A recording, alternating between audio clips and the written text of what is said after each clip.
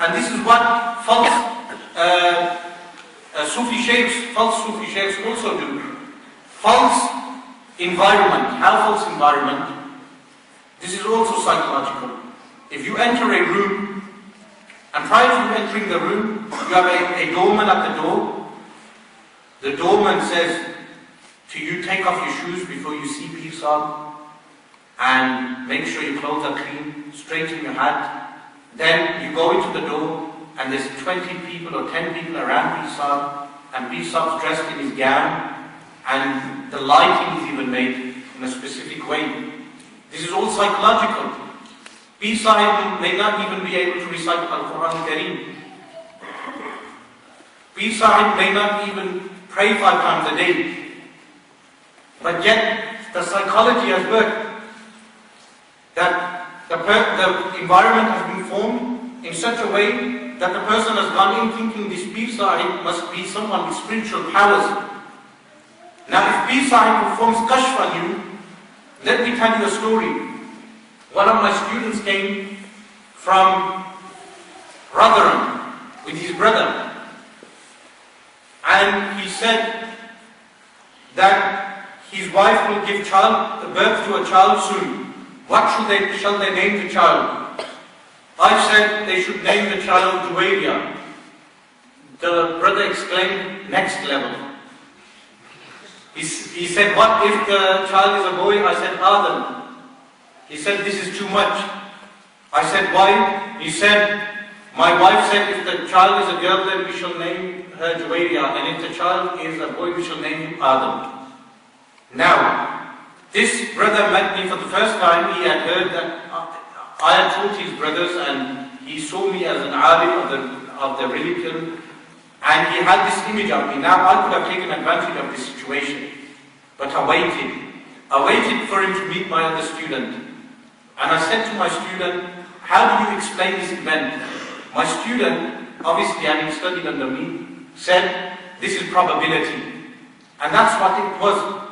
It was probability. It was not kashf.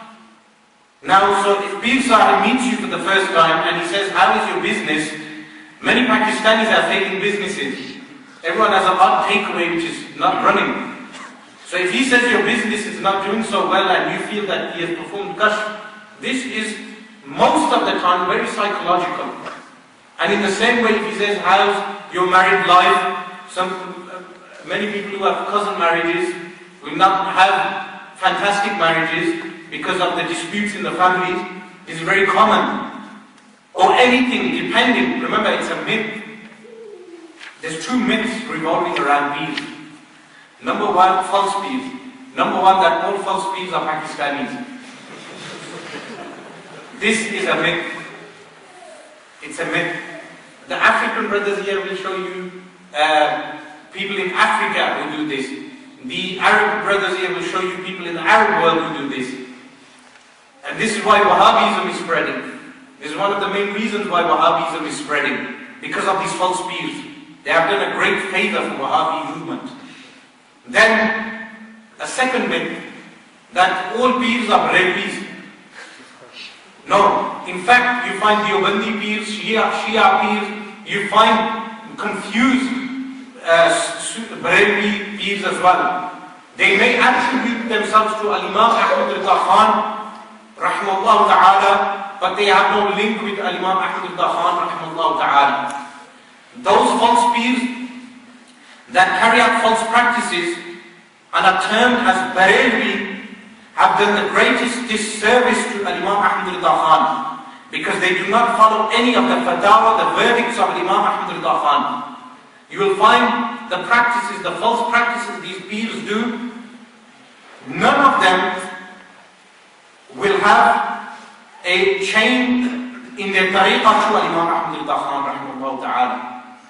In fact, the best Sunnis of the subcontinent are the followers of Imam Ahmad Rida Khan, like Mufti Akhtar Rida Khan. To this day, no individual has shown me a video of Mufti Akhtar Rida Khan tying jingles on his leg and dancing around graves, or Mufti Akhtar Rida Khan performing practices which they accused Imam Ahmad Rida Khan rahimahullah ta'ala of doing.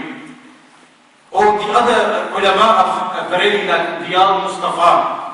Why do not people, apart from the fact that they say videos are haram, so no one can get the videos, but they do not perform these type of practices. So why are these practices being attributed to Imam Ahmad al-Khan, rahimahullah ta'ala? Those people who are performing these practices have no link with Imam Ahmad al-Khan, rahimahullah ta'ala. And this should be made very clear.